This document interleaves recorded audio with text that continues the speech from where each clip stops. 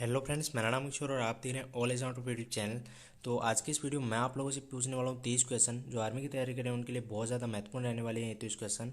तो मैं स्टार्ट करने से पहले ये बता दूं कि ये जो पेपर है वो है 23 फरवरी 2020 को लगा हुआ पेपर है। ठीक है, पणजी गोवा का आर्मी जीडी में लगा था ये। ठीक है, आर्मी जीडी का ये पेपर है जिसके 30 क्वेश्चन मैंने इसमें शामिल किए हैं।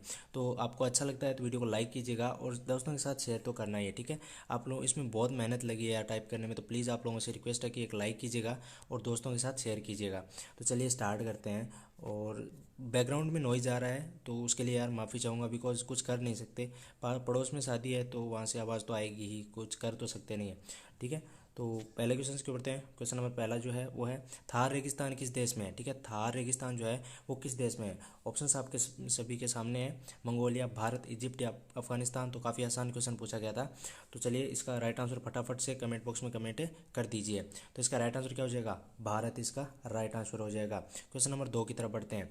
तो यार लाइक कीजिएगा, लाइव को लाइक करना बिल्कुल मत भूलिएगा, लाइक करना है। 2 नंबर क्वेश्चन है आंध्र प्रदेश और उड़ीसा के तटीय इलाकों में प्राकृतिक आपदाएं किस वजह से होती है। ठीक है, आंध्र प्रदेश और उड़ीसा के तटीय इलाकों में प्राकृतिक आपदाएं किस वजह से होती है। ऑप्शंस आपकी स्क्रीन के सामने, फटाफट से आंसर बता दीजिए। कमेंट बॉक्स में जल्दी कीजिए, जल्दी से टाइप कीजिए, हमारे पास ज़्यादा समय नहीं है, जल्दी से टाइप करना है आपको। तो राइट आंसर क्या हो जाएगा, चक्रवात इसका राइट आंसर हो जाएगा। ठीक है, आंध्र प्रदेश और उड़ीसा के तटीय इलाकों में चक्रवात के कारण प्राकृतिक आपदाएं आती है। क्वेश्चन नंबर 3 की तरफ बढ़ते हैं। 3 नंबर क्वेश्चन आपकी स्क्रीन के सामने है।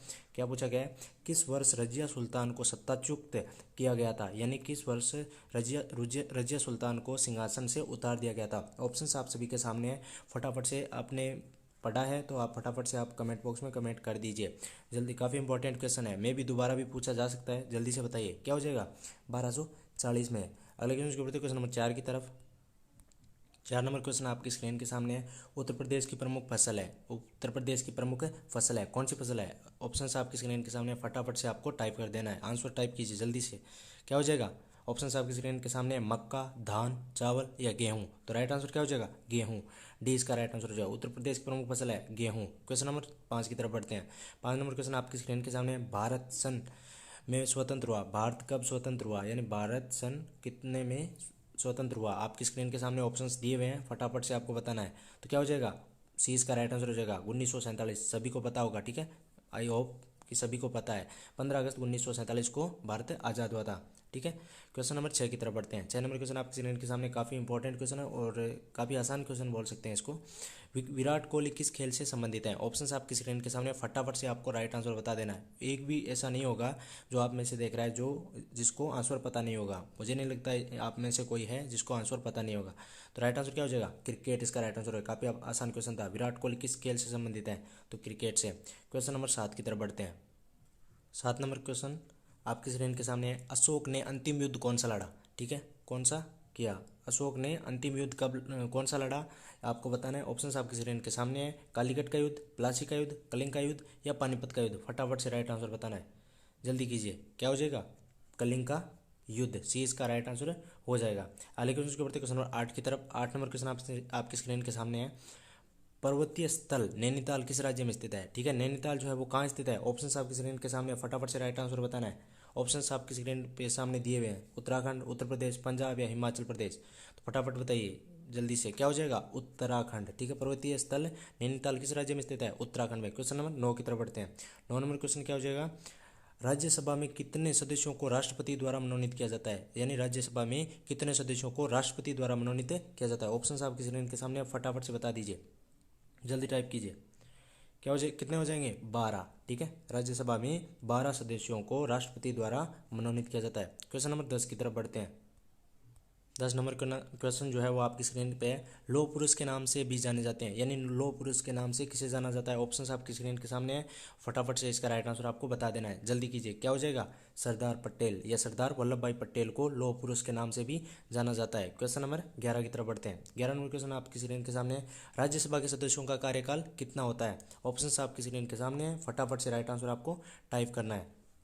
राज्यसभा के सदस्यों का पूछा गया है, देखिए राज्यसभा के सदस्यों का कार्यकाल कितना होता है, फटाफट से कमेंट कीजिए, कितना हो जाएगा, 6 वर्ष। ठीक है, और लोकसभा के सदस्यों का कार्यकाल कितना होता है, 5 वर्ष। ठीक है, याद रखना है आपको, लोकसभा के सदस्यों का कार्यकाल होता है 5 वर्ष और राज्यसभा के सदस्यों का कार्यकाल होता है 6 वर्ष। ठीक है, क्वेश्चन नंबर 12 की तरफ बढ़ते हैं। 12 नंबर क्वेश्चन क्या हो जाएगा, लोकसभा में अविश्वास प्रस्ताव के लिए न्यूनतम कितने सदस्यों द्वारा समर्थित होना चाहिए। ठीक है, लोकसभा में अविश्वास प्रस्ताव के लिए न्यूनतम सदस्यों द्वारा कितना समर्थन होना चाहिए, कितने सदस्यों का समर्थन होना चाहिए। तो फटाफट से बताना है आपको। राइट आंसर क्या हो जाएगा, ऑप्शन आपकी स्क्रीन के सामने है, जल्दी कीजिए, जल्दी से, मैं देख रहा हूँ आप लोग बिल्कुल सही, जो ए बता रहे हैं वो बिल्कुल सही है, 50 सदस्य। ठीक है, क्वेश्चन नंबर 13 की तरफ बढ़ते हैं। 13 नंबर क्वेश्चन आपकी स्क्रीन के सामने है, प्लासी का प्रसिद्ध युद्ध किस नदी के तट पर लड़ा गया था। ठीक है, प्लासी का प्रसिद्ध युद्ध किस नदी के तट पर लड़ा गया था। ऑप्शन आपकी स्क्रीन के सामने है, फटाफट से राइट आंसर बताना है।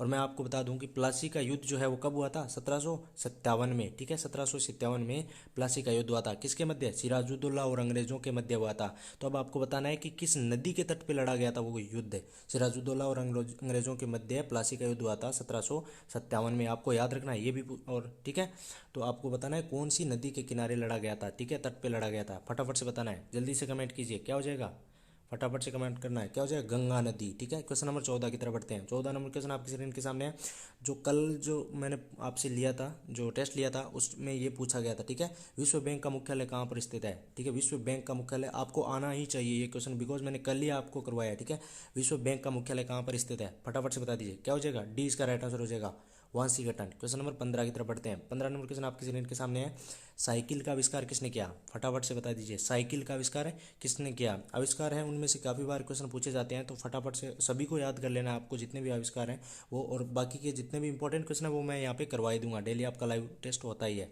तो क्या हो जाएगा, फटाफट से बताइए, क्या हो जाएगा, मैक मिलन। ठीक है, मैक मिलन ने साइकिल का आविष्कार किया। क्वेश्चन नंबर 16 की तरफ बढ़ते हैं। क्वेश्चन नंबर 16 क्या पूछा गया है, ओजोन का सूत्र क्या है। ठीक है, ओजोन का सूत्र क्या है, ऑप्शन आपकी स्क्रीन के सामने है, फटाफट से बता दीजिए, फटाफट से बताइए, क्या हो जाएगा, O3। और O3 जो है वो कैसे बनता है आपको पता है, मैंने काफ़ी पहले पढ़ा था, शायद मैं ठीक से नहीं बता पाऊंगा, पर कोशिश करूंगा कि आपको बता पाऊँ। कि जब अल्ट्रावायलेट यानी परावैंगनी किरणें आती हैं, जो ऑक्सीजन के दो अणु होते हैं, आपको पता है O2। ठीक है, तो उसको दो भागों में विभक्त कर देती है। ठीक है, O1 मतलब ऑक्सीजन का एक अणु और एक अणु, तो ऑक्सीजन के एक अणु और ऑक्सीजन के दो अणु के साथ क्रिया करके क्या बनाता है, O3। ठीक है, O3 बनाता है, मैंने बहुत पहले पढ़ा था, तो आई होप कि मैं सही बताया मैंने। तो मैं ये गारंटी तो नहीं बोल सकता, लेकिन आई होप कि मैंने सही बताया हो। ठीक है, आप बाकी भी पढ़ लीजिएगा कि O3 जो है वो किस तरह से बनता है। क्वेश्चन नंबर 17 की तरफ बढ़ते हैं। 17 नंबर क्वेश्चन आपकी स्क्रीन के सामने है, मानव शरीर में अधिक ग्लूकोज यकृत के रूप में जमा हो जाता है। मानव शरीर में अधिक ग्लूकोज यकृत में किसके रूप में जमा हो जाता है, ऑप्शन आपकी स्क्रीन के सामने, फटाफट से राइट आंसर बताना है, क्या हो जाएगा, फटाफट से, ऑप्शन आपकी स्क्रीन के सामने मैंने दे रखे हैं, फटाफट से कमेंट करना है आपको, क्या हो जाएगा, ग्लाइकोजन, ये इसका राइट आंसर हो जाएगा।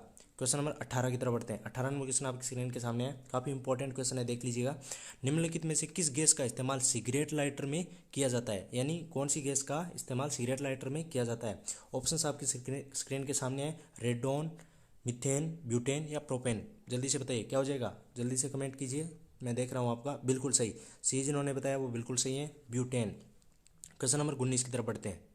19 नंबर क्वेश्चन क्या पूछा गया, पीलिया रोग से ग्रसित रोगी की आंखों का रंग हो जाता है। ठीक है, पीलिया रोग से ग्रसित रोगी की आंखों का रंग कैसा हो जाता है। ये क्वेश्चन जो है वो मैंने 3 दिन पहले जो टेस्ट लिया था उसमें आपको करवाया था। 3 दिन पहले मैंने टेस्ट लिया था, उसमें ये क्वेश्चन मैंने करवाया था कि पीलिया रोग जो है वो पीलिया, इसमें नाम से ही, रोग के नाम से ही पता चल रहा है कि पीलिया रोग से ग्रसित रोगी की आंखों का रंग पीला हो जाता है। ठीक है, 19 नंबर क्वेश्चन का राइट आंसर क्या हो जाएगा, पीला। क्वेश्चन नंबर 20 की तरफ बढ़ते हैं। 20 नंबर क्वेश्चन क्या हो जाएगा, संक्षेप शब्द इसरो का विस्तार रूप क्या है, यानी इसरो की फुल फॉर्म हमें बतानी है, ISRO, जल्दी से बताइए। ऑप्शन आपके स्क्रीन के सामने है, यहाँ पे डी होना चाहिए था, मैंने आपको एस लिख दिया, गलती से टाइप कर दिया।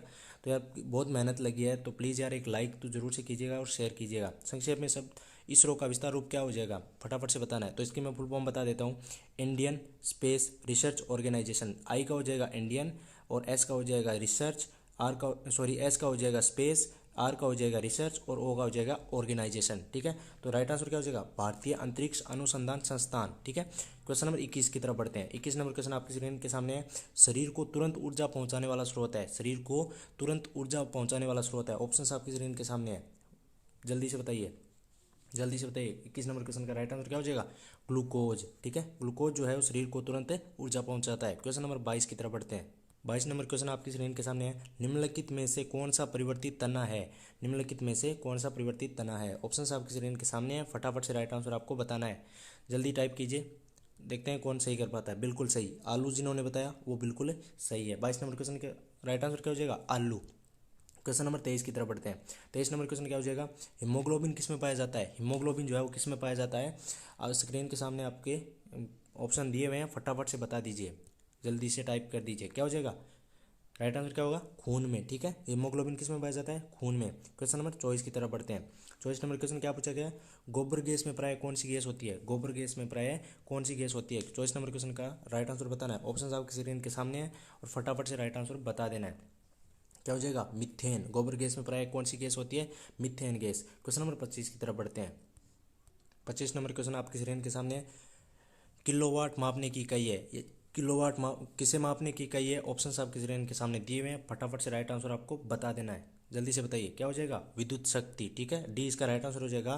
किलोवाट जो है विद्युत शक्ति मापने की इकाई है। क्वेश्चन नंबर 26 की तरफ बढ़ते हैं। 26 नंबर क्वेश्चन है, सौरमंडल में कितने ग्रह हैं। ठीक है, ग्रह कितने ये बताना है। काफ़ी आसान क्वेश्चन पूछा गया था, फटाफट से राइट आंसर आपको बताना है। जल्दी कीजिए, राइट आंसर क्या हो जाएगा, 8। सी इसका राइट आंसर। सौरमंडल में कितने ग्रह हैं, 8।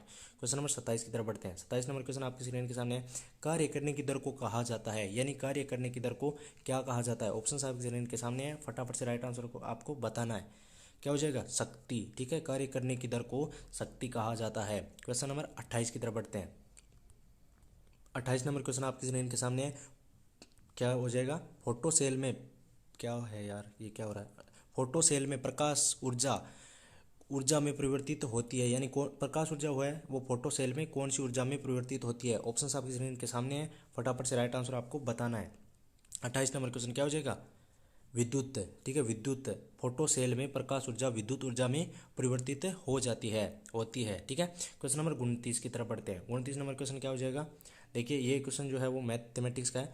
40 किलो का 40 किलो का कितना प्रतिशत 10 किलो है। ठीक है, 40 किलो का कितना प्रतिशत 10 किलो है। फटाफट से बताइए। आपको जिनको मैथमेटिक्स आ रही है, मेरा वीक है, मैं पहले ही बता रहा हूँ आप लोगों मतलब, तो इसका राइट आंसर क्या हो जाएगा, फटाफट से जो मैथमेटिक्स में होशियार है या फिर जिनको मैथमेटिक्स आता है वो जल्दी से करके बताइए कि 40 किलो का कितना प्रतिशत 10 किलो है। फटाफट से बताना है, कितना हो जाएगा, 25%। ठीक है, ए इसका राइट आंसर हो जाएगा। क्वेश्चन नंबर 30 की तरफ बढ़ते हैं। 30 नंबर क्वेश्चन क्या पूछा गया है, 10 मीटर प्रति सेकंड को किलोमीटर घंटा में बदलिए। ठीक है, बदलिए नहीं, यहाँ बदलिए है, टाइपिंग में थोड़ी सी मिस्टेक हो गई, तो फटाफट से बता दीजिए। जिनका मैथमेटिक्स में होशियार है या फिर जिनको मैथमेटिक्स आता है वो बताएंगे। 10 मीटर प्रति सेकंड को कितने किलोमीटर घंटा में बदलना है। ठीक है, ऑप्शन आपकी स्क्रीन के सामने, फटाफट से राइट आंसर आपको बताना है। क्या हो जाएगा, ए इसका राइट आंसर हो जाएगा, 36 किलोमीटर प्रति घंटे की। ठीक है, तो कैसा लगा ये टेस्ट जो है वो जो भी है आपका लाइव टेस्ट, तो कमेंट करके जरूर बताइएगा और एक लाइक कीजिएगा और चैनल को सब्सक्राइब करना बिल्कुल मत भूलिएगा और दोस्तों के साथ शेयर कीजिएगा। यार आप लोगों के लिए इतनी मेहनत की है तो एक शेयर तो बनता ही है। तो मिलते हैं अगले वीडियो में, तब तक के लिए बाय।